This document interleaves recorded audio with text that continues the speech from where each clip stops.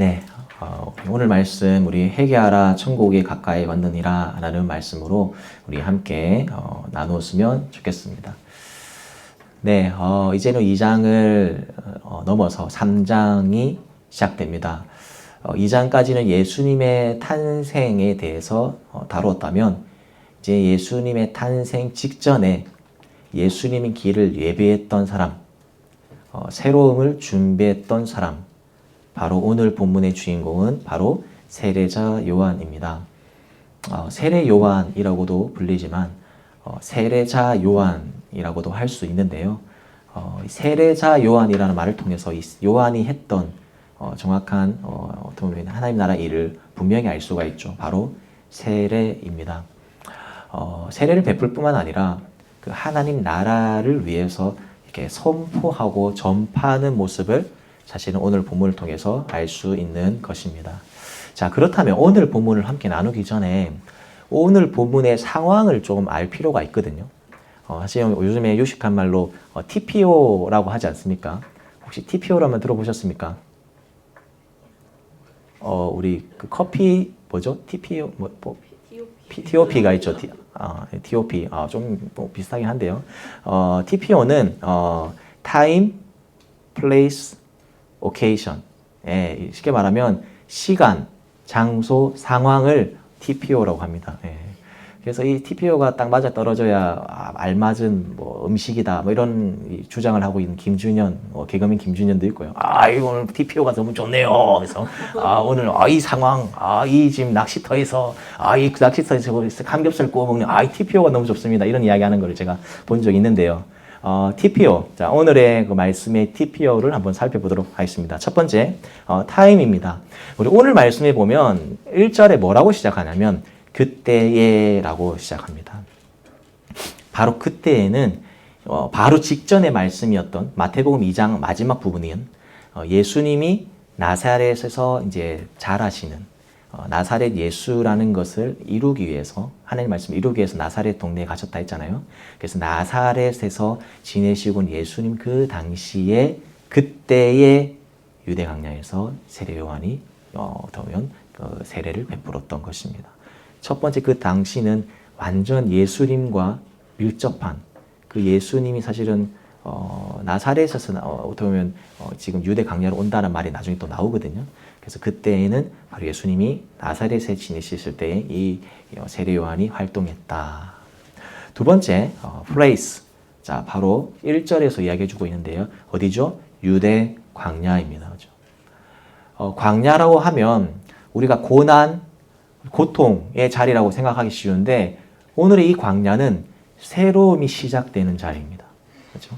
놀라운 그 하나님 나라의 그 대서사시 서막을 알리는, 그렇죠? 어브츄러.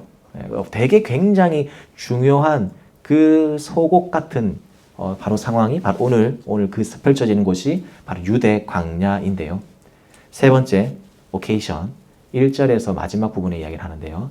전파하여 말하되 선포하였다는 겁니다. 퀘릭소라고 하는데요. 헬라어로 퀘릭소, 선포하다, 전파하다라는 말을 하고 있습니다.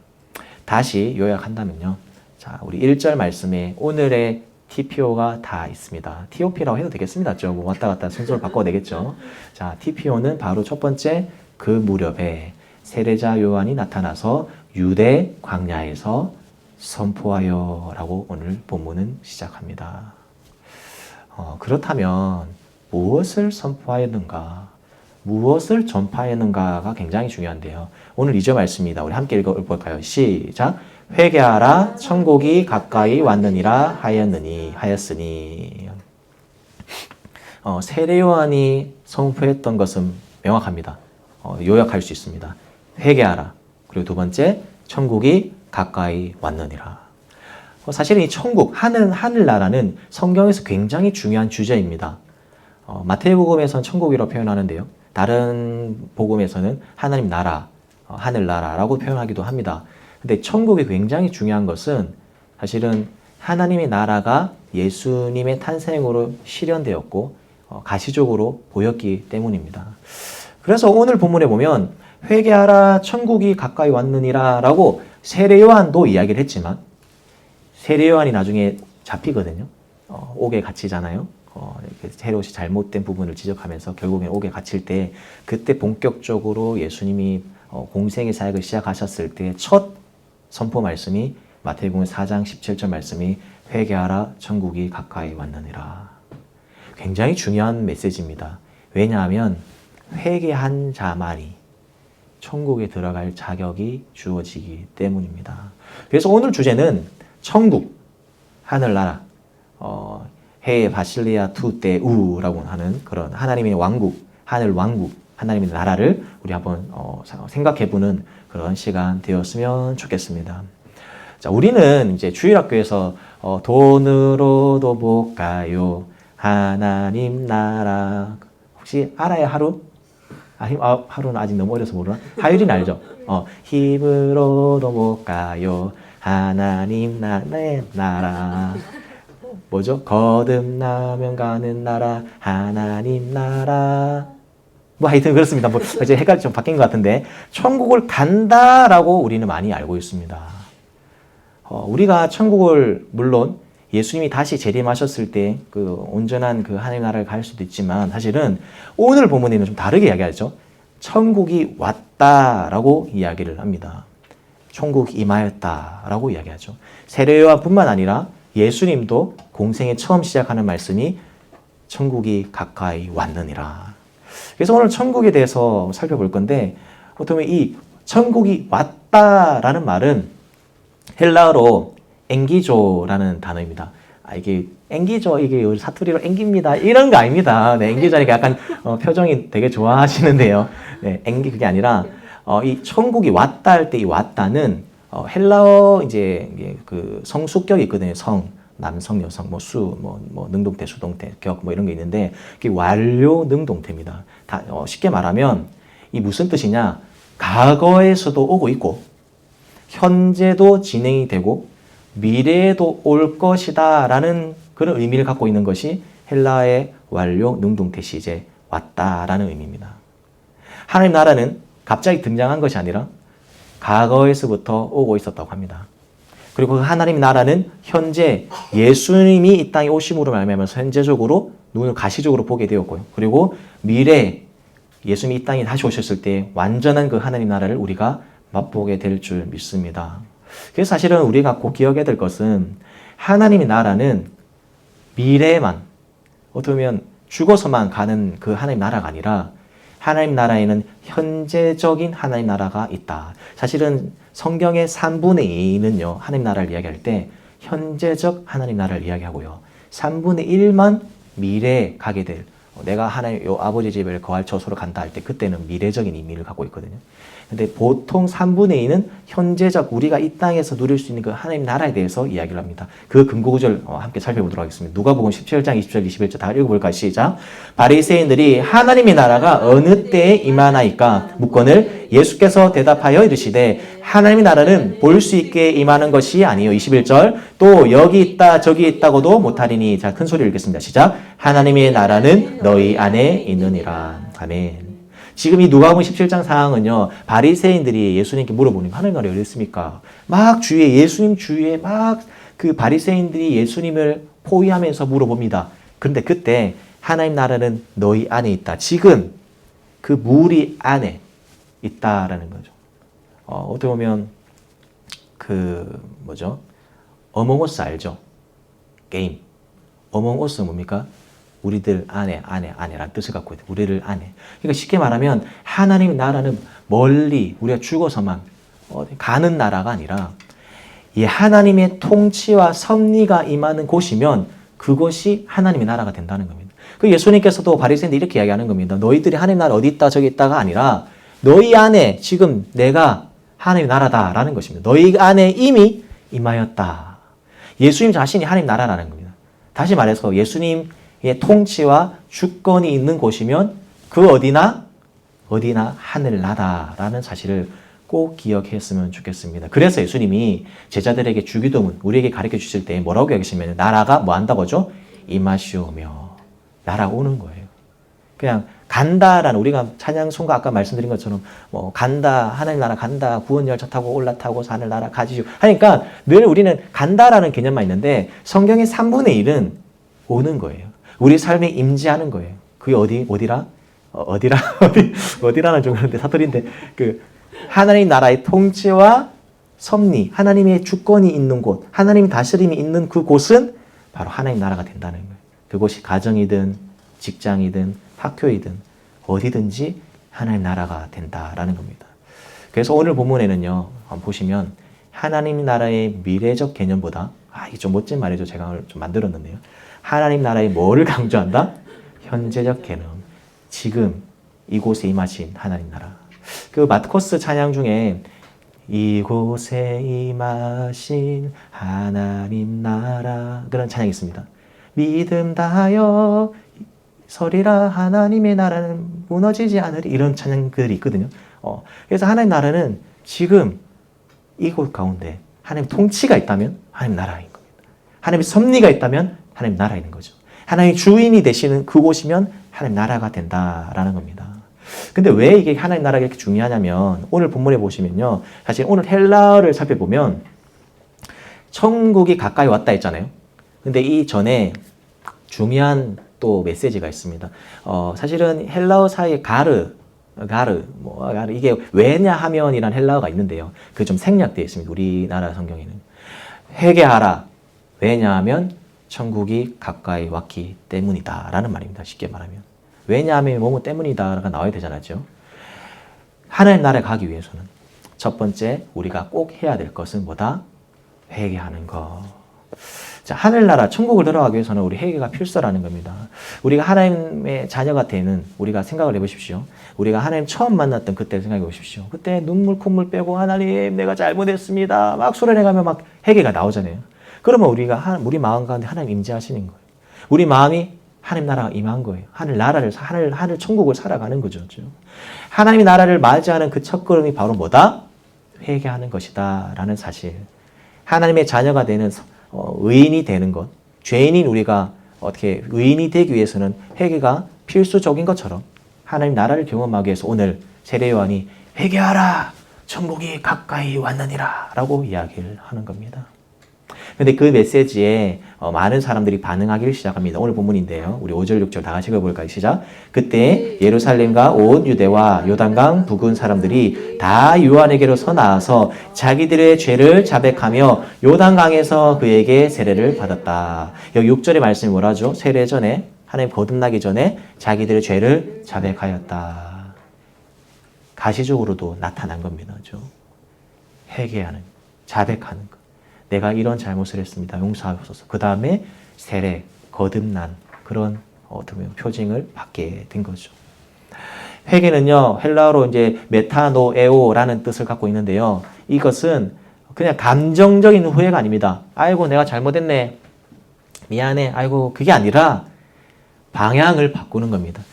세상과 하나님이 있다면 세상으로 향했던 내 몸이 회개를 하면 몸을 바꿔서 하나님께 나아가는 것이 회개라는 겁니다. 그냥 감정적인 것이 아닙니다. 그냥 눈물을 흘리는 게 그냥 회개가 아니에요. 눈물을 흘리지 않아도 정말 우리 마음 가운데 진실한 그런 반성과 회개, 돌이킴이 있다면 그게 진정한 회개라는 거죠. 수련회 가보면 우리 친구들 그럽니다. 와, 기도회 끝나고 나면 우리 옆에 있는 친구들 쳐다봐요. 아이고, 눈물 흘리면 아이고, 네 회개 많이 했구나. 그래서 회개가 없으면 그 막 눈물 없으면 막 눈물 어떤 친구들은 손으로 이게 눈물 만들어 가지고 이렇게 하는 친구도 있어요. 간혹 보면요. 근데 여러분, 회개는요 감정적인 것이 아니라 우리의 삶을 완전히 바꾸는 거죠. 아예 성경을 안 읽고 있었던 친구도 있다면 회개를 하면서 완전히 이 삶이 성경을 읽는 삶을 산다면 그건 회개의 삶으로 나아간다라는 거죠. 그것을 완전히 바꾸는 것, 삶을 완전히 바꾸는 것이 회개라는 겁니다. 혹시 우리 평양 대부흥이라는 우리 이야기를 들어보신 적 있으십니까? 1907년에 평양 장대영 교회에서 있었던 평양 대부흥. 사실 그때 부흥이 너무나 은혜로워서 예전에 2007년도에 우리 해운대 백스코에서 100주년 그 회개 운동 있었어요. 근데 뭐 그렇게 있었지만 그때 같이 안 됐죠. 왜냐면. 근데 왜 이게 1907년에 평양 대부흥이 이렇게 크게 평양을 통해서 우리나라에 그 부흥이 펼쳐졌냐면요. 그 전에 하디 선교사의 회개가 있었기 때문입니다. 1903년에 그 하디 선교사 회개가 있었던 거예요. 이 하디 선교사님 어떻게 생기신지 제가 사진을 갖고 왔습니다. 좀 더 입체적으로 이제 느끼실 수 있을 겁니다. 하디 선교사님은 토론토 의과대학에서 그렇게 공부하시고 25세 때 조선에 입국했다고 합니다. 한국 선교 14년째, 그리고 원산에서 그렇게 사역을 했던 그 10년째 때 1902년에 깊은 큰 좌절감에 빠졌다고 합니다. 왜냐하면 불시에 조선인들 집에 가봤는데 예수 믿는다고 하는데 다를 바 없는, 세상 사람과 다를 바 없는, 어떻게 보면 그런 도박, 그런 뭐 여러 가지 안 좋은 것들을 하는 것을 보고 충격에 빠진 거예요. 이 조선인들이 너무 미개해 보였다고 합니다. 자기가 어떤 민족적 우월주의가 있었다고 합니다. 하디. 근데 그때 하디 선교사님이 자신이 너무 교만했던 것, 내가 너무 이 백성을 정말 사랑으로 내가 전파하지 못했는 것을 회개하면서, 그때 이 하디 선교사님의 회개 이후에 이 회개 운동이 일어나게 되는데요. 어떤 이야기들이 진짜 실제적으로 있었냐면 조선에 이런 이야기가 있었답니다. 훔친 돈을 돌려주는 일들이 있었다고 하고요. 갚지 않은 돈을 갚는 운동들이 일어났다고 합니다.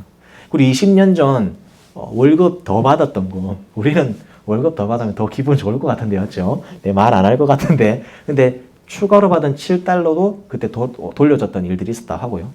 첩을 내보내기도 하고 노비를 해방시키는 운동들이 일어났다고 합니다. 그리고 이때 우리 한국교회 귀한 전통이 생겨났는데요. 새벽기도, 동성기도, 성미헌금. 성미 아시죠? 쌀. 네, 예전에는 교회 쌀을 이렇게 성미해가지고 성미함이 넣어가지고 그걸 또 밥을 만들어 먹고 했잖아요. 그런 변화가 있었다고 합니다. 누구의 그 한 사람의 누구의 그 회개, 하디 선교사님이 그 회개가 그 한 회개를 통해서 장대영 교회에 엄청난 부흥이 일어났고 그 이후로 그 복음의 불길이 우리나라 곳곳에 퍼졌다는 겁니다. 그 장대영 교회에서도 어떤 그 회개의 일들이 있었냐면요. 그 당시에 교회 예배 드리면 뒤에 일본 순사가 뒤에 있었다고 합니다. 근데 장대영 교회에서 하나님의 은혜 받고 내가 이런 잘못을 했습니다 하면 순사가 와서 그 사람 잡아서 그냥 데려가는 거예요. 잡아가는 거죠. 자기가 잘못하고 고백을 했으니까. 근데 그런 순사의 위협에도 불구하고 그런 회개 운동이 막 일어나는 거예요. 어떤 그 여인은 막 도망가다가 자기 아이를 너무 도망가다가 그래서 딱 버려놓고 갔대요. 그런데 너무 슬퍼가지고 그때 회개하면서 내가 그때 아이를 버려놓고 도망갔습니다 라는 회개를 하면서 여기저기서 회개가 터져 나오는데 그때 이후로 하나님께서 우리나라에 놀라운 큰 부흥을 허락하셨다라는 사실이죠. 자백하였다. 오늘 본문의 이스라엘 백성들처럼 말입니다. 그런데 오늘 회개의 말씀에 그 헤릭소, 그 세례 요한의 그 회개의 말씀에 어울리지 않는 사람들이 등장합니다. 우리 7절, 8절 함께 읽겠습니다. 시작! 요한이 많은 바리새인들과 사두개인들이 세례 베푸는 대로 오는 것을 보고 이르되 독사의 자식들아 누가 너희를 가르쳐 임박한 진노를 피하라 하더냐 회개에 알맞은 열매를 맺어라. 이때 그렇게 은혜롭게 온 어쩌면 유대 사람들과 사람들이 나와서 회개를 하는데 바리새인들과 사두개인들은 회개를 하려고 온 건 아닙니다. 어떻게 세례 요한이 사역하는가를 보러 온 거죠. 이들을 향해서 사실은 세례자 요한이 오늘 정말 무서운 말을 하는데요. 뭐라고 부르죠? 독사의 자식들아. 이스라엘 백성들은 뱀을 굉장히 혐오합니다. 왜냐하면 인류의 조상인 아담과 하와가 누구 때문에 범죄하기 때문이죠? 뱀 때문에 범죄하기 때문입니다. 근데 그들을 가리켜서 독사의 자식들아. 지금 우리 그냥 한국에서도 독사의 자식들 하면 기분 안 좋을 것 같잖아요. 맞죠? 예, 하율이가 별로 표정 안 좋습니다. 근데 사실은 유대인들에게 이 독사, 뱀은 굉장한 의미를 갖고 있어요. 사실은 이 독사의 자식들이라는 것은 세례자 요한이 할 수 있는 최고의 욕이에요. 자기가 할 수 있는. 왜 독사의 자식들아 라고 이야기하냐면 이들은 회개에 합당한 열매를 맺지 않았기 때문입니다. 회개에 알맞은 열매를 맺지 않았던 거. 무슨 말이냐면 구체적으로 이야기를 하는데요. 자, 9절 말씀. 이들이 왜 무슨 마음을 갖고 있기 때문에 이런 독사의 자식들이라고 이야기하냐면 9절 말씀 읽어볼까요? 시작. 그리고 너희는 속으로 주제넘게 아브라함이 우리 조상이다 하고 말할 생각을 하지 말아라. 내가 너희에게 말한다. 하나님께서는 이 돌들로도 아브라함의 자손을 만들 수 있다. 아브라함이 우리 조상이다라는 생각을 가지고 있었던 때입니다. 다시 말해서 반가워요. 예상 외에 너무 인물이라서 당황했습니다. 또 왔네요. 우리 고마워요. 자, 아브라함이 우리 조상이다. 쉽게 말하면 지금 바리새인들과 어떻게 보면 이 종교 지도자들은 선민 사상에 빠져 있는 거예요. 내가 혈통적으로 네, 할렐루야.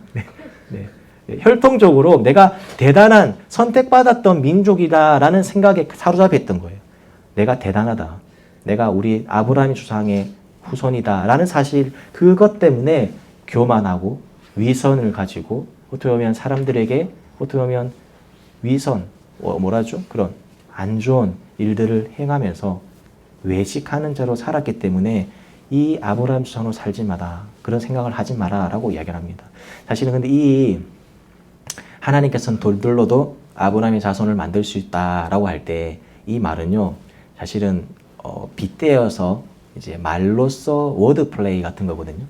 히브리어로 돌은 에벤이라는 뜻을 갖고 있습니다. 혹시 에벤에셀 아십니까? 돌, 도움의 돌이거든요. 돌, 에벤. 그리고 자손, 아들들 할 때 벤이란 똑같은 비슷한 단어입니다. 쉽게 말하면 비슷한 단어로 지금 이 종교 지도자들을 희롱하는 거예요. 지금 세례자 요한이죠. 베냐민 아시죠? 베냐민 지파. 그게 벤이라는 것이 이제 아들들이고요. 야민이 오른손이란 말이거든요. 오른손의 아들들이라 해서 베냐민입니다. 그 자손이. 그래서 쉽게 말하면 벤, 에벤, 그리고 벤, 자손. 그 유대인들이 생각하는 하찮격인 이방인들 같은 이 돌을 통해서 또 하나님의 자손을 만들 수 있다라는 말을 통해서 지금 어떻게 보면 굉장히 위선에 빠졌고 외식했던 이스라엘 백성들을 뭐라 하고 있고 책망하고 있는 부분이 바로 오늘 본문이다라는 것이죠. 오늘날로 표현하면 이렇게 생각할 수 있습니다. 내가 정말 교회에 엄청 오래 다녔어. 몇 년 동안 신앙 생활했어. 라는 생각으로 교만하고 위선에 빠졌고 외식하는 자들. 사실은 오늘 종교 지도들과 다를 바가 없죠. 그리고 나는 신앙이 너무 좋은 가문에서 태어났어. 우리 부모님은 정말 내가 정말 존경하는 우리 부모님도 중직자야. 아니 우리 부모님 목회자야. 아무 필요 없습니다. 그렇죠? 그것 때문에 교만하고 위선적이며 외식하는 자들이라면 오늘 종교 지도자 회개에 합당한 열매를 맺지 않는 자들과 똑같다라는 겁니다. 그리고 이런 분들 계십니까? 여기는 계시지 않는 것 같은데 나 중직자야. 아니 감히 내 권사인데 어디서 감히 아니 감히 내가 장로인데 아니 감히 내가 목사인데 그런 게 어디 있습니까? 그죠? 아무리 중직자를 받더라 해도 하나님 뜻대로 합당한 회개에 합당한 열매를 맺지 않는 삶이라면 사실 오늘 바리새인들과 위선자들과 다를 바가 없다라는 것을 오늘 본문을 통해서 우리가 꼭 기억해야 될 줄 믿습니다. 세례자 요한은요. 오늘 본문 말고요. 동일한 본문인 누가복음에는 회개에 합당한 열매에 대해서 구체적으로 이야기합니다. 누가복음 3장 11절 앞에 보시면요. 무리들이 물어봅니다. 회개에 합당한 열매를 어떻게 맺어야 될까요? 무리들에게 11절에 이야기합니다. 3장 11절. 옷 2벌 있는 자는 옷 없는 자에게 나눠줄 것이요. 먹을 것이 있는 자도 그렇게 할 것이다. 구체적인 일입니다. 나눔. 할 수 있는. 그러니까 옆에 있는 군인들이 저희는 그럼 어떻게 살아야 될까요? 그러니까 13절에 이렇게 이야기합니다. 부가된 것 외에는 거두지 말라. 그 14절. 강탈하지 말며 거짓으로 고받지 말며 받는 급여를 족한 줄로 알아. 세리들이 이야기합니다. 세리들이 그럼 우리는 어떻게 살아야 할까요? 13절에 부가된 것 외에는 거두지 말라. 쉽게 말하면 회개에 합당한 삶은 되게 대단한 삶이 아닙니다. 그렇죠? 하나님의 나라를 이 땅 가운데 이루며 살아가는 자들이 어쩌면 그 하나님의 나라의 통치와 그 주권을 인정한다면 그런 삶에 합당한 열매를 맺는 삶을 살아간다라는 겁니다. 그런 삶은 대단한 믿음을 요구하는 것, 대단한 삶이 아니라 우리가 할 수 있는 것, 아주 평범한 일들, 상식적인 일들을 하는 것이 바로 회개에 합당한 열매를 맺는 삶의 모습인 줄 믿습니다. 아멘. 네. 어렵지 않아요. 우리 주일학교 친구들에게 늘 이야기했습니다. 경비 할아버지에게 아니면 분들에게 요구르트라나요? 요구르트라나요? 뭐 하여튼 그런 하나 갖다 드리는 거. 또 참 좋은 어떤 분들도 있더라고. 인터넷 보니까요. 그 배달하는 분들을 위해서 그 문 앞에다가 아이스박스 해가지고 이렇게 뭐 이렇게 글 적어서 뭐 하나씩 뭐 비타오백 들고 가세요 하는 분들도 있더라고요. 그거 보면서 참 너무 귀하다. 그런 생각을 가지게 되었어요. 우리가 어려운 일들이 아닙니다. 회개에 합당한 열매는 우리가 할 수 있는 것들을 세례자 요한이 요청했고 지금 오늘날 우리에게도 하나님께서 말씀하신 줄 믿습니다. 아멘. 회개에 합당한 열매 맺지 않으면 어떤 일이 일어나냐면 오늘 보면 10절 12절인데 다 같이 우리 마지막 읽어볼까요? 시작. 도끼는 이미 나무 불에 갖다 놓았으니 좋은 열매를 맺지 않는 나무는 다 찍어서 불 속에 던지실 것이다. 그는 손에 키를 들고 있으니 타작마당을 깨끗이 하여 알곡은 곳간에 모아들이고 죽정이는 거지지 않는 불에 태우실 것이다. 바로 심판의 날이 올 거다라는 것을 이야기해주고 있는 것입니다. 제가 아까 말씀드렸습니다. 회개는요, 감정의 후회가 아닌 방향을 바꾸는 것을 했는데요. 여기서 하나 더 추가되었습니다. 그 변화는 뭐다? 열매다. 어떻게 변화되었는가라는 삶의 열매의 모습으로 나타나는 겁니다. 수련회 가서 열심히 기도하고 아까 이야기 드렸습니다. 막 기도하고 끝나면 옆에 있는 친구 쳐다보면 막 울고 있는 친구도 있어요. 막 눈물 흘리면 니 진짜 은혜 받았구나. 너 회개했어. 근데 그 친구 학교에 오면 똑같이 욕하고 친구들 때리고 그러면 그건 회개한 거 아닙니다. 회개의 열매, 그 변화는 바로 열매로 나타난다라는 것이죠. 정말 그렇게 하나님을 경험했던 친구들이 삶이 바뀌는 거죠. 우리 어떤 친구 이야기지 않습니까? 우리 잘 알고 있는 친구. 5학년 때, 초등학교 5학년 때 그 여름 수련회 때 하나님을 만났다고 하더라고요. 이렇게 만나서 집에 와서 이제 나 학교 가서 성경책을 읽어야 되겠다고 이렇게 했다더라고요. 그래서 매일 학교 가서 학교 공부하기 전에 성경 읽고 이렇게 했대요. 근데 엄마는 너무 걱정이 된 거예요. 또 친구가 혹시 학교에서 친구들한테 혹시나 손가락질 받지 않을까를 걱정해서 어느 날은 학교 가기 전에 그 가방에서 성경책을 몰래 뺐대요. 근데 이제 학교 가서 성경을 읽으려니까 뭐가 없어요? 성경책이 없죠. 그 집에 가서 엄마한테 엄청 왜 성경책 뺐냐고 막 뭐라 했다더라고요. 그 친구, 우리가 아는 친구입니다. 우리 멤버 중에 우리 가자인데. 그래서 제가 보면서 그 이야기를 들으면 너무 귀한 거예요. 뭐 다 그래 해라는 게 아닙니다. 오해하지 마세요. 너무 뭐 부담하지 마시고. 무슨 말이냐? 하나님을 만난, 어쩌면 하나님을 경험한 그 여름의 그 기억이, 회개의 기억이 삶의 열매로 맺혀지는 일들이 바로 그 친구의 이야기라는 거죠. 여러분에게 질문하고 싶습니다. 회개에 합당한 삶을 살고 있습니까? 오늘 제가 말씀드렸습니다. 오늘은 하나님의 나라의 미래적 개념보다 현재 우리가 지금 하나님 나라를 누리는 삶을 우리 강조한다 했습니다. 현재의 하나님 나라를 살아내지 않으면 미래의 하나님 나라를 보장받을 수가 없습니다. 오해하지 마세요. 우리가 착하게 살아야 구원받는다라는 이야기를 하는 것이 아닙니다. 그렇죠?